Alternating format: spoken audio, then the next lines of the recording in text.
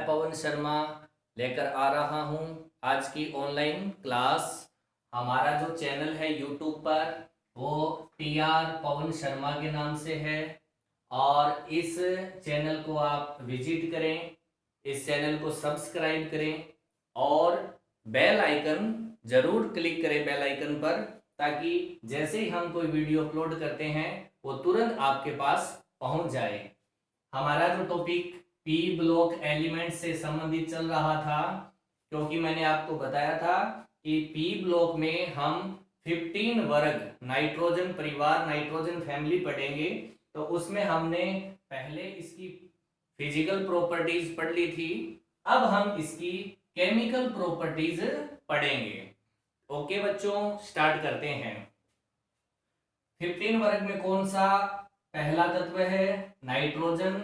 और ये पूरा वर्ग है नाना पार्टिकल आज सबसे बिछुड़े।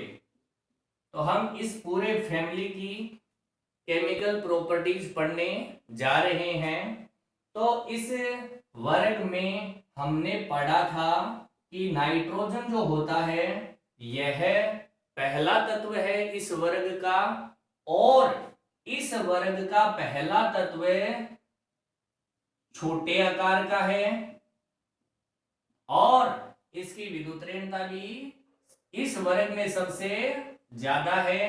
इस कारण केमिकल प्रॉपर्टीज की अगर बात करें तो यह नाइट्रोजन एलिमेंट्स अन्य तत्वों से कुछ अलग केमिकल प्रॉपर्टीज दर्शाएगा।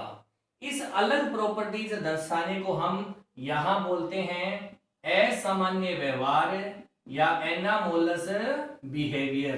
तो यहाँ केमिकल प्रॉपर्टीज में नाइट्रोजन है वो असामान्य व्यवहार प्रदर्शित करता है, अन्य तत्वों से भिन्न व्यवहार प्रदर्शित करता है। ओके बच्चों, समझ में आ रहा है क्यों असामान्य व्यवहार प्रदर्शित करता है? क्या असामान्य व्यवहार प्रदर्शित करता है? ये वेरी इंपॉर्टेंट टॉपिक है। क्या असामान्य व्यवहार प्रदर्शित करता है? उसका पहला असामान्य व्यवहार क्या है कि इस पूरे वर्ग में नाइट्रोजन जो है वो होता है गैस स्टेट में, जबकि अन्य जो एलिमेंट्स होते हैं वो प्यारे बच्चों सॉलिड स्टेट में होते हैं। पहला क्या है असामान्य व्यवहार कि नाइट्रोजन है वो गैस स्टेट में है, जबकि अन्य जो सदस्य हैं वो सॉलिड स्टेट में हैं। सेकंड, नाइट्रोजन जो है वो सामान्य ताप पर यानी रूम टेम्परेचर पर अक्रिय या निष्क्रिय होता है, जबकि अन्य जो एलिमेंट्स हैं वो रूम टेम्परेचर पर क्रियाशील होते हैं, रिएक्टिव होते हैं। इसके पीछे भी क्या कारण है? क्योंकि नाइट्रोजन जो होता है वो मान लो गैस स्टेट में N2 बनाता है और नाइट्रोजन के बीच ट्रिपल बॉन्ड होते हैं, तो वो ट्रिपल बॉन्ड बंध ऊर्जा अधिक रखते हैं। अगर हम इनको तोड़ते हैं इस बंध को तो बॉन्ड एनर्जी बहुत ज्यादा चाहिए, इसलिए यह रूम टेम्परेचर पर अक्रियाशील होता है, जबकि अन्य जो सदस्य हैं वो रूम टेम्परेचर पर एक्टिव होते हैं, रिएक्टिव होते हैं। क्योंकि तीसरा इसका कारण ये है, तीसरा ये व्यवहार क्या है कि ये जो नाइट्रोजन है वो डाई एटॉमिक बनाता है, N2 बनाता है, जबकि अन्य जो सदस्य होते हैं वो टेट्रा एटॉमिक जैसे P4 AS4 SB4 बनाते हैं। ठीक है। चौथा जो है वो यह है कि नाइट्रोजन जो है वो पाई बॉन्ड नाइट्रोजन के साथ बना सकता है, यानी नाइट्रोजन पाई बॉन्ड बना लिया। नाइट्रोजन है वो ऑक्सीजन के साथ पाई बॉन्ड बना सकता है, नाइट्रोजन कार्बन के साथ पाई बॉन्ड बना सकता है। यह पाई बॉन्ड बनाएगा वो पाई बॉन्ड होता है, जबकि अन्य जो सदस्य हैं वे पाई बॉन्ड तो बना सकते हैं प्यारे बच्चों, लेकिन वो पी पाई बॉन्ड न होकर डी पाई बॉन्ड होता है। इसका क्या कारण है? नाइट्रोजन का आकार क्या बताया मैंने प्यारे बच्चों? छोटा। इस कारण जो इसका पी कक्षक होता है वो प्रभावी इफेक्टिव ओवरलैपिंग कर सकता है, जबकि अन्य तत्व बड़े आकार के होने के कारण इफेक्टिव ओवरलैपिंग नहीं कर पाते हैं। इस कारण पी पाई बॉन्ड नाइट्रोजन का तो इफेक्टिव होता है, जबकि 5 नंबर जो असामान्य व्यवहार का पॉइंट है वो क्या है कि जो नाइट्रोजन है इसके पास डी कक्षक नहीं है। इस कारण यह डी कक्षक नहीं होने की वजह से अपने बंध बनाने के विस्तार को बढ़ा नहीं सकता है, जबकि ये अन्य जो तत्व होते हैं वो 5 तक बंध बना सकते हैं, 5 बंध बना सकते हैं, जबकि नाइट्रोजन के पास डी कक्षक नहीं होता है, इसलिए ये अधिकतम कितने बंध बना सकता है? 4 ही बंध बना सकता है। यानी असामान्य व्यवहार ये जो कुछ भी हो रहा है इसका कारण क्या है? ये माध्यमिक शिक्षा बोर्ड की तरफ से इंपॉर्टेंट क्वेश्चन बनता है कि नाइट्रोजन ऐसा व्यवहार क्यों प्रदर्शित कर रहा है? What is the reason anomalous behaviour of nitrogen? तो उसका क्या रीजन है? पहला रीजन है स्मॉल साइज। ये नोट करते जाएं कॉपी में प्यारे बच्चों, स्मॉल साइज। नाइट्रोजन का साइज है वो इस वर्ग में सबसे स्मॉल है। क्यों? क्योंकि नाइट्रोजन पहला तत्व है इस वर्ग का, परमाणु क्रमांक इस वर्ग में सबसे कम है, कोषों की संख्या सबसे कम है, इलेक्ट्रॉन भी सबसे कम है, इसलिए स्मॉल साइज है। और स्मॉल साइज होने के कारण यह अन्य तत्वों से अलग व्यवहार प्रदर्शित करेगा। कहावत है ना, जितना छोटा होता है उतना ही क्या होता है? खोटा। तो ये खोटा है अन्य तत्वों की तुलना में। नंबर 2, साइज के अकॉर्डिंग अगर देखें तो स्मॉल साइज होता है उस तत्व की इलेक्ट्रोनेगेटिविटी क्या होती है? ज्यादा होती है। तो ये वाला जो तत्व है यानी नाइट्रोजन है, इसकी इलेक्ट्रोनेगेटिव बेटा क्या होती है? इस वर्ग में सबसे ज्यादा होती है 3.0। तो इसकी इलेक्ट्रोनेगेटिविटी अन्य तत्वों से ज्यादा है, इस कारण यह एनामोलस बिहेवियर प्रदर्शित करेगा। 3 नंबर क्या है इसका कारण? है आयोनाइजेशन एंथैल्पी। आयोनाइजेशन एंथैल्पी यानी आयनन ऊर्जा। आयनन ऊर्जा मैंने आपको पीछे वाले लेक्चर में बताया था कि एक इलेक्ट्रॉन हटाने के लिए दी जाने वाली ऊर्जा या आवश्यक ऊर्जा, तो इसका स्मॉल साइज है नाइट्रोजन का। स्मॉल साइज होने के कारण इसका जो इलेक्ट्रॉन है वो नाभिक के पास है और वहां पर अट्रैक्शन फोर्स ज्यादा लग रहा है, इसलिए इलेक्ट्रॉन हटाने के लिए ऊर्जा ज्यादा देनी पड़ेगी। इस कारण इस तत्व की अन्य तत्वों की तुलना में आयोनाइजेशन एंथैल्पी क्या है? ज्यादा है।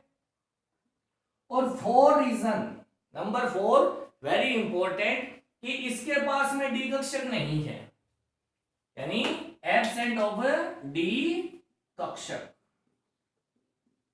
डी कक्षक नहीं होने के कारण यह 4 ही बंध बना सकता है, जबकि अन्य तत्व है वो 5 तक बंध बना सकते हैं। नेक्स्ट हमारा जो टॉपिक है वो है रिएक्टिविटी टुवर्ड्स हाइड्रोजन, यानी हाइड्रोजन के प्रति अभिक्रियाशीलता। तो ये जो अपना 15 वर्ग है, नाना पाटेकर आज सबसे बिछुड़े, ये हाइड्रोजन के साथ कैसे रिएक्टिव करता है, कैसे रिएक्शन करता है। तो यहां पर हम इस पूरे वर्ग के सदस्य को मान लेते हैं ई, और ये ई जो है वो इस हाइड्रोजन के साथ रिएक्टिव करके EH3 प्रकार के हाइड्राइड बनाता है।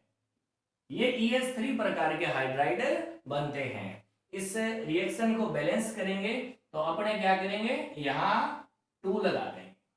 2 लगाने से हाइड्रोजन 3 × 2 6, तो यहां भी 3 लगा देंगे और यहां क्या कर देंगे 2 कर देंगे। ये बैलेंस रिएक्शन हो जाएगी। अब यहाँ ES3 प्रकार के जो हाइड्राइड बनेंगे उसमें अपने जैसे E के स्थान पर ले लेते हैं पहले नाइट्रोजन, तो क्या बना NH3, ठीक है। उसके बाद में PS3, उसके बाद ASH3, उसके बाद SbH3 और उसके बाद BiH3। तो ये हाइड्राइड बनते हैं। हाइड्राइड किसे कहते हैं? ऐसे द्विअंगी यौगिक जिनमें एक कम से कम हाइड्रोजन परमाणु हो, ऐसे द्विअंगी यौगिक हाइड्राइड कहलाते हैं। तो यहां पर जो हाइड्राइड बनते हैं वो सहसंयोजी हाइड्राइड बनते हैं। कौन से बनते हैं बेटा? सहसंयोजी हाइड्राइड है वो, हमने 11th क्लास में पढ़ा था। सहसंयोजी टाइप का भी होता है, एक आणविक टाइप का भी होता है और एक धात्विक हाइड्राइड भी होता है। तो 3 प्रकार के हाइड्राइड होते हैं, सहसंयोजी, आणविक हाइड्राइड और तीसरा कौन सा होता है? धात्विक हाइड्राइड। अब अपने आगे पढ़ते हैं। ये जो हाइड्राइड बने, इन हाइड्राइडों में क्या चीज कॉमन है और क्या चीज अलग है? सबसे पहले अपने बात करें तो यहाँ नाइट्रोजन का आकार अगर इतना मानते हैं अपने, तो फास्फोरस का इससे बड़ा होगा, आर्सेनिक का उससे बड़ा होगा, एंटीमनी का उससे बड़ा होगा और बिस्मिथ का उससे बड़ा होगा। तो यहाँ हाइड्रोजन सब में कॉमन है, जबकि अन्य जो अलग दूसरा एलिमेंट है वो ऊपर से नीचे आने पर साइज उसका इंक्रीज हो रहा है। तो साइज इंक्रीज हो रहा है तो उसकी वजह से क्या क्या इफेक्ट पड़ता है? सबसे पहले बॉन्ड लेंथ। बॉन्ड लेंथ की बात करें बेटा तो नाइट्रोजन और हाइड्रोजन जैसे NH, PH, ASH, SBH और BiH। तो अगर अपने बॉन्ड लेंथ की बात करें तो जैसे मैं ये बढ़ा रहा हूं तो वर्ग में ऊपर से नीचे आएंगे तो ये जो हाइड्राइड बनेंगे उन हाइड्राइडों में बॉन्ड लेंथ सबसे ज्यादा किसकी होगी? BiH वाले बॉन्ड की बॉन्ड लेंथ सबसे ज्यादा होगी, जबकि NH बॉन्ड लेंथ सबसे कम होगी। बॉन्ड लेंथ ज्यादा होने पर यह बॉन्ड आसानी से टूटेगा, तो इस बॉन्ड की बॉन्ड एनर्जी कम होगी। बॉन्ड एनर्जी कौन से बॉन्ड की कम होगी बेटा? जो बॉन्ड लेंथ ज्यादा रखेगा उसकी बॉन्ड एनर्जी क्या होगी? कम होगी। बॉन्ड एनर्जी कम होगी तो ये बॉन्ड जल्दी टूटेगा, ब्रेक जल्दी होगा, जबकि ये वाला ब्रेक देरी से होगा, लेट होगा, कठिनाई से होगा, हार्डली होगा। तो बॉन्ड लेंथ और बॉन्ड एनर्जी है वो अपने इस तरीके से यहां समझ सकते हैं। अब अपने कुछ ऑर्डर पढ़ रहे हैं जो घटते क्रम या बढ़ते क्रम के हिसाब से देखेंगे। सबसे पहले अपने बंध लंबाई यानी बॉन्ड लेंथ को देख रहे हैं। तो ये जैसे नाइट्रोजन से अपने इस तरफ लिखा है, ये वर्ग में ऊपर से नीचे की तरफ आ रहे हैं।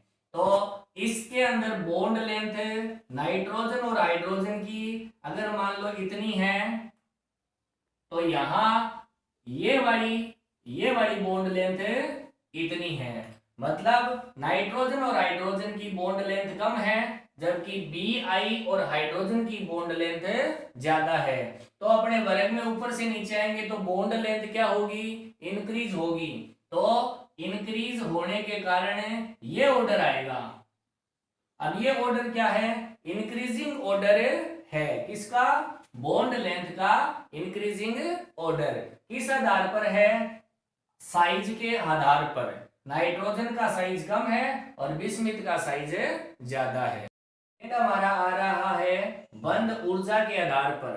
तो बंध ऊर्जा के आधार पर अपने देख रहे हैं कि ये बॉन्ड लेंथ ज्यादा है और ये बॉन्ड लेंथ कम है।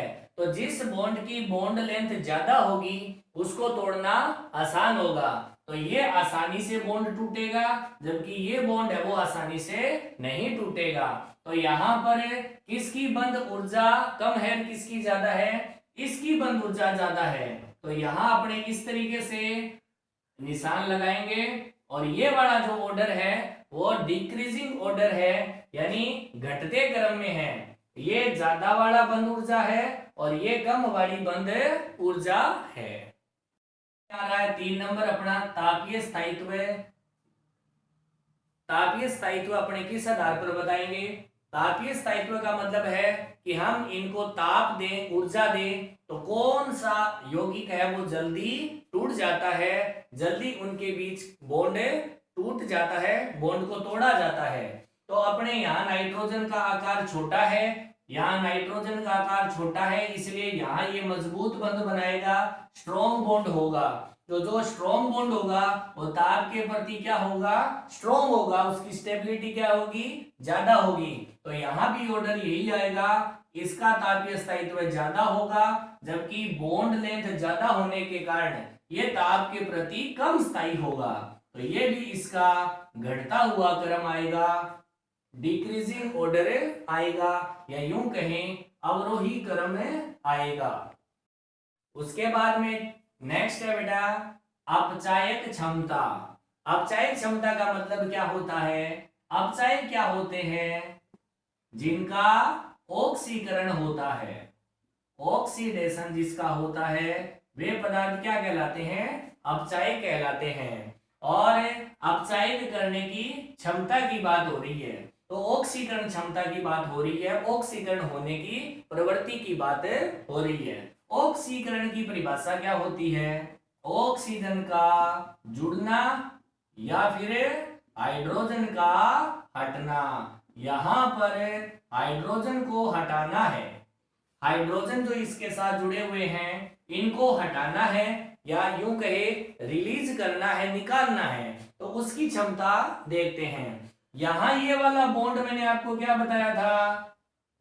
ज्यादा लंबा बताया था, लंबाई इसकी ज्यादा है, तो इसकी लंबाई ज्यादा है तो ये आसानी से ब्रेक होगा, यानी इसको आसानी से तोड़ा जा सकता है।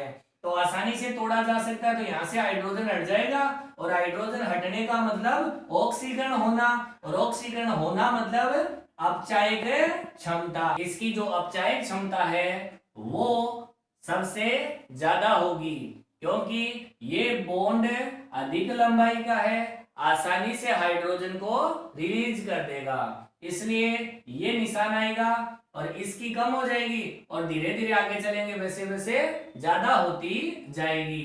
तो ये अपना ऑर्डर आ जाएगा अपचायक क्षमता का, और बढ़ता हुआ क्रम है, अवरोही क्रम न होकर आरोही क्रम है।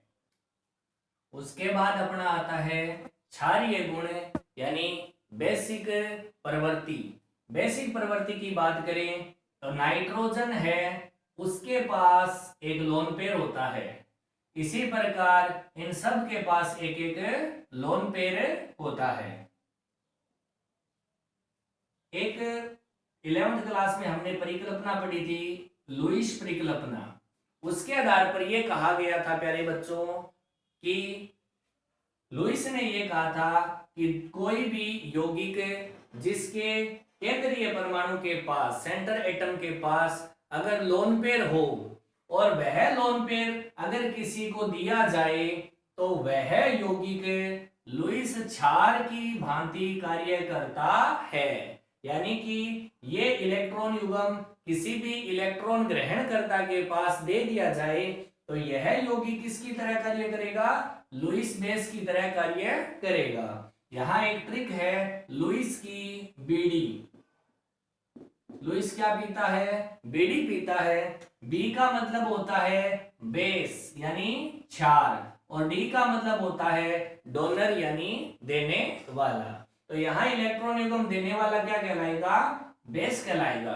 तो यहाँ बेसिसिटी की अगर बात करें अपने, तो नाइट्रोजन के पास में नाइट्रोजन का आकार छोटा है और छोटे आकार के पास लोन पेयर है, ठीक है। यानी इस छोटे आकार के पास जो लोन पेयर है वह प्रति आयतन, प्रति इकाई आयतन की बात करें तो यहाँ लोन पेयर प्रति इकाई आयतन है वो ज्यादा है, जबकि इनका आकार बढ़ता जाएगा तो इसके पास जो इलेक्ट्रॉन युग्म है वो बड़े आकार के परमाणु के पास इलेक्ट्रॉन युग्म है। यानी प्रति इकाई आयतन की बात करें तो यहाँ इसका इलेक्ट्रॉन घनत्व यानी लोन पेयर का जो घनत्व है वो कम है, जबकि इसके पास प्रति इकाई आयतन में अगर बात करें तो इलेक्ट्रॉन घनत्व ज्यादा है। तो यहाँ इसके पास इलेक्ट्रॉन युग्म देने की क्षमता ज्यादा है और यहाँ इलेक्ट्रॉन युग्म देने की क्षमता कम है, तो इसकी बेसिसिटी या क्षारीय गुण इसका ज्यादा होगा और धीरे धीरे आकार बढ़ने पर इलेक्ट्रॉन घनत्व कम हो जाता है, इलेक्ट्रॉन देने की प्रवृत्ति इलेक्ट्रॉन युग्म देने की प्रवृत्ति कम हो जाती है, इसलिए इसका क्षारीय गुण ज्यादा है और धीरे धीरे वर्ग में ऊपर से नीचे आने पर क्षारीय गुण कम होता है। तो यहां भी ये इसका क्या है, घटता हुआ क्रम है। उसके बाद में जो आता है अपना वो है इन हाइड्राइडों की संरचना। हाइड्राइडों की संरचना, स्ट्रक्चर ऑफ हाइड्राइड।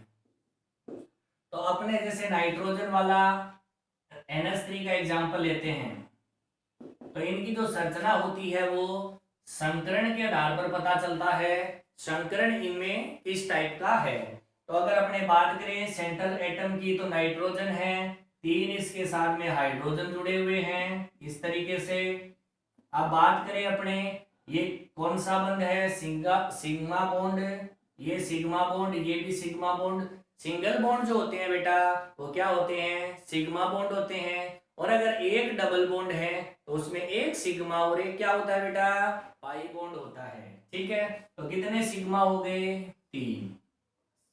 इसके पास लोन पेयर कितना है, 1। ये लोन पेयर है तो लोन पेयर की संख्या कितनी है, 1। तो ये अपने संकरण निकालने का फॉर्मूला होता है sigma bond plus lone pair electron की संख्या, और दोनों का जोड़ कितना आएगा, 4। इसका मतलब इसमें कितने कक्षक भाग ले रहे हैं बेटा, 4, और 4 कक्षक भाग ले रहे हैं तो कौन सा संकरण होता है, sp3। अगर इसका दूसरा अगर तरीका निकाले अपने संकरण निकालने का तो वो एक फॉर्मूला और है, वो क्या है कि इस सेंट्रल एटम के पास बाह्यतम कोश में कितने इलेक्ट्रॉन हैं। तो कल हमने नाइट्रोजन का इलेक्ट्रॉनिक विन्यास पढ़ा था, 1s2 2s2 2p3। बाह्यतम कोश में कितने इलेक्ट्रॉन हैं, 5। हाइड्रोजन के बाह्यतम कोश में कितने होते हैं, 1। तो तीनों के पास कितने हो गए, 3, और इनका टोटल कितना आता है, 8। अगर ये वैल्यू 8 आती है या 8 से कम आती है तो हमें 2 का भाग लेना है। 2 का भाग लेने पर भागफल कितना आएगा, 4 आएगा, और 4 आने का मतलब है कितने कक्षक भाग ले रहे हैं, 4, और 4 कक्षक में कौन कौन से होगा, एक s और 3 p। तो यहां संकरण कौन सा होगा, sp3। अब बेटा sp3 संकरण होता है, उसकी आकृति कैसी होती है, चतुष्फलकीय। कैसी होती है, चतुष्फलकीय। वेस्पर थ्योरी के अनुसार यह बताया गया था कि चतुष्फलकीय आकृति कब होगी, जब इसके पास सारे बॉन्ड पेयर हो, लोन पेयर ना हो। अगर लोन पेयर होता है तो यह लोन पेयर क्या करता है, बॉन्ड पेयर के साथ रिपल्सन करता है, प्रतिकर्षण करता है, जिससे आकृति है वो डिस्ट्रॉय हो जाती है, विकृत हो जाती है। तो यहां जो आकृति आएगी वो इस तरीके की आएगी, ये वाली आकृति आएगी जिसे कहते हैं पिरामिडीय संरचना। ये पिरामिडल स्ट्रक्चर कहलाती है। यहां चतुष्फलकीय अगर होता तो बॉन्ड एंगल होता 109 डिग्री 28 मिनट, लेकिन यहाँ रिपल्सन होने के कारण ये वाले जो बॉन्ड है वो थोड़े पास पास में आ जाते हैं और इसका बॉन्ड एंगल हो जाता है लगभग 107 डिग्री। अब यहाँ एक बात समझनी है प्यारे बच्चों, क्या कि नाइट्रोजन ने यहां पर संकरण प्रदर्शित किया sp3, बॉन्ड एंगल आया 107 डिग्री। नाइट्रोजन का आकार क्या था, स्मॉल, विद्युत ऋणता क्या थी, ज्यादा। जैसे जैसे अपने सेंट्रल एटम का साइज बढ़ेगा, इलेक्ट्रोनेगेटिविटी कम होगी, और इलेक्ट्रोनेगेटिविटी कम होगी उतना ही रिपल्सन क्या होगा, कम होगा। और रिपल्सन कम होगा तो रिपल्सन कम होगा तो प्रतिकर्षण कम होगा, तो बंध कोण है वो भी कम होगा। और बंध कोण कम होने के कारण ऊपर से नीचे चलते अपने सेंट्रल एटम का आकार बढ़ेगा, तो बॉन्ड एंगल कम हो जाएगा। ये 107 डिग्री है, ये के आसपास होता है, ये 92 के आसपास होता है, ये 91 के आसपास होता है, और ये 90 डिग्री के आसपास होता है। तो जैसे जैसे विद्युत ऋणता घटेगी, परमाणु का साइज बढ़ेगा, वैसे वैसे बॉन्ड एंगल क्या होता जाएगा, कम होता जाएगा। तो ये अपने आज का टॉपिक था। कल अपने फिर नया टॉपिक लेकर आएंगे। चैनल को सब्सक्राइब कीजिए और वीडियो को ज्यादा से ज्यादा शेयर कीजिए।